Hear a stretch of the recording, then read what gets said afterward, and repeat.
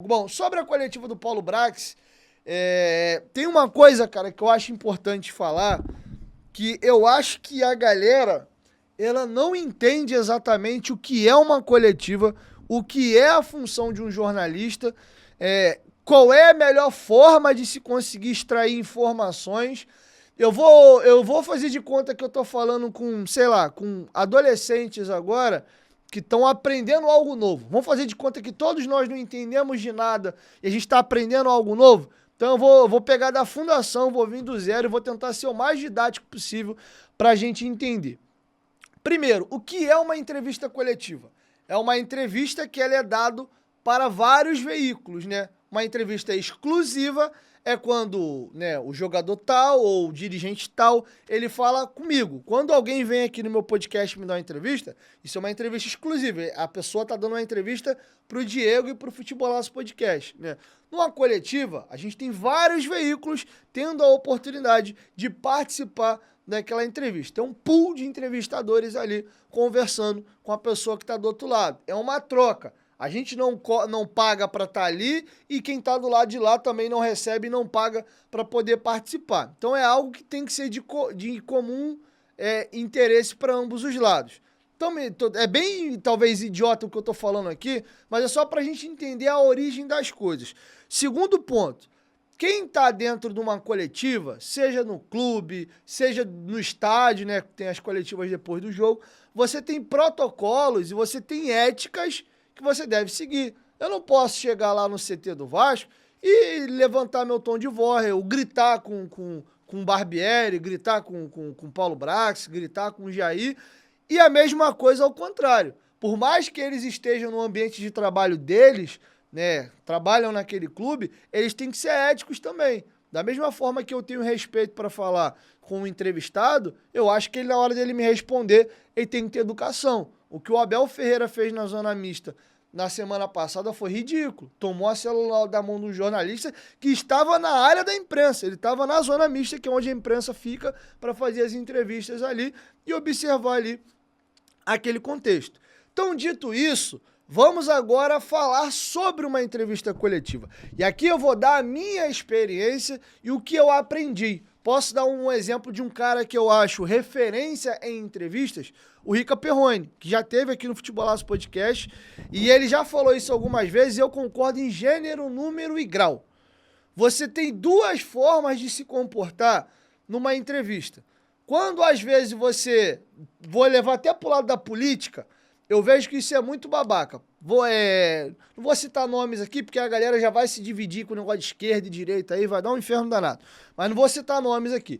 Às vezes tem um veículo ou um jornalista específico que ele tem um viés, né? Ele, sei lá, ele é de esquerda e ele vai entrevistar alguém de direita que pensa muito diferente. Aí, às vezes, ele vai para entrevistar aquela pessoa numa de querer lacrar em cima daquela pessoa ou numa de querer fazer militância ou querer colocar a pessoa do outro lado na parede para ficar bem com a bolha dela, né? E atacar a bolha do outro lado.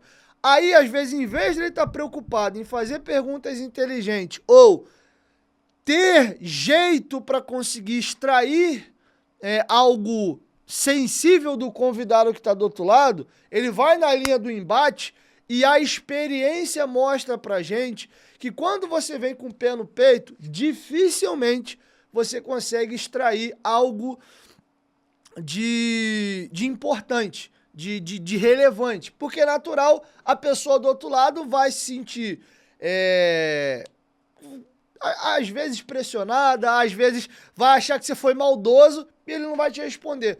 Quem assistiu a entrevista com o Edmundo, que ele veio aqui no Futebolaço Podcast, tem um momento da entrevista que o Edmundo fala assim: se eu quisesse boicotar a tua entrevista, eu boicotava. Você podia chegar aqui pra mim e perguntar, Edmundo, isso. Ele fala assim: não, é isso aí. Eu seria monossilábico, eu tô aqui porque eu quero. E eu quero que esse momento seja legal. E aí o Edmundo fazia uma pergunta pra ele me respondia com 15 minutos, dava bastante detalhe. Então, passado todo esse contexto, eu vou agora aqui falar o que eu aprendi.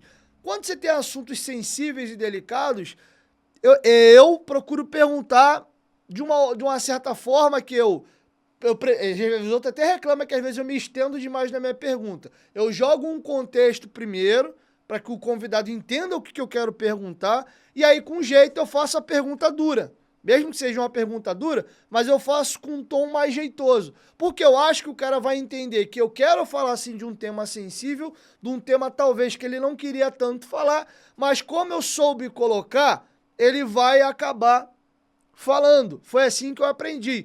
E aí eu tenho um grande case na minha carreira. Para quem não sabe, ano passado nós tivemos a eleição mais polarizada da história do Brasil, entre o Lula e o Bolsonaro, e a minha pergunta pautou o país e a imprensa internacional durante aí semanas, e para muita gente eu tive até interferência na última eleição. A tal da pergunta da fala do Bolsonaro que viralizou do negócio do pintou o clima, foi eu que fiz aquela pergunta. Foi uma entrevista que ele deu para mim, pro Paparazzo Rubro-Negro e pro Fernando do Insta Verde há 15 dias da eleição. Então a pergunta, eu lembro até qual foi a pergunta. E a gente tá vendo hoje, né? O Maduro chegando no Brasil aí, e à época o Bolsonaro dizia que o Lula tinha relações aí com ditadores e que caso ele fosse reeleito, existia a grande possibilidade aí do Brasil fazer laço com esses países, etc. E aí eu fiz uma pergunta nesse sentido, Bolsonaro. Por que você diz tanto que se o Lula ganhar, o Brasil vai virar uma Cuba, uma Venezuela da vida? Porque o PT teve 14 anos no poder e nunca aconteceu isso. E aí, durante a resposta dele lá, ele cita a situação do pintou o clima. Então, o que eu tô querendo dizer? Eu acho que o que marca uma entrevista são as falas que você consegue extrair. Vou dar um exemplo. A entrevista que o Josh Wander deu pra Globo ano passado é uma entrevista histórica.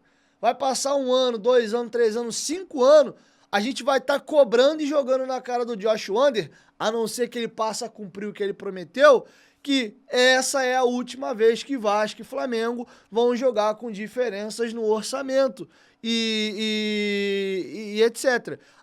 Quando você consegue tirar algo de valioso do convidado, essa é a entrevista boa. Então, o que eu tô querendo dizer com tudo isso? E agora eu volto pro torcedor. Eu acho que a galera tem confundido um pouco a função da galera que senta ali. Ali tem vários veículos, já expliquei, teve um vídeo que eu fiz no canal falando sobre isso também. São vários veículos, são várias ideias, cada veículo ali tá por um viés.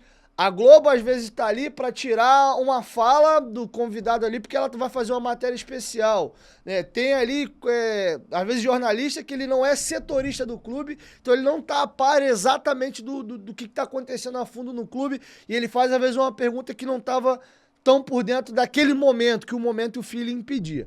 Então, o que eu tô querendo dizer com tudo isso? É que o torcedor em casa, a percepção que eu tô tendo, principalmente no momento onde agora o torcedor tá puto e tá revoltado com o atual momento do Vasco, é que ele queria que a coletiva fosse quase um interrogatório, né? Como se fosse um criminoso sentado do lado de um balcão e você tá apertando o cara com um alicate embaixo da unha ali e pedindo ele pinico, pelo amor de Deus, pra ele soltar aquilo que você quer. Então, a minha análise da última coletiva, eu acho que ela foi boa. E eu acho que ela foi boa pelas perguntas que foram feitas e pelo que se pôde extrair.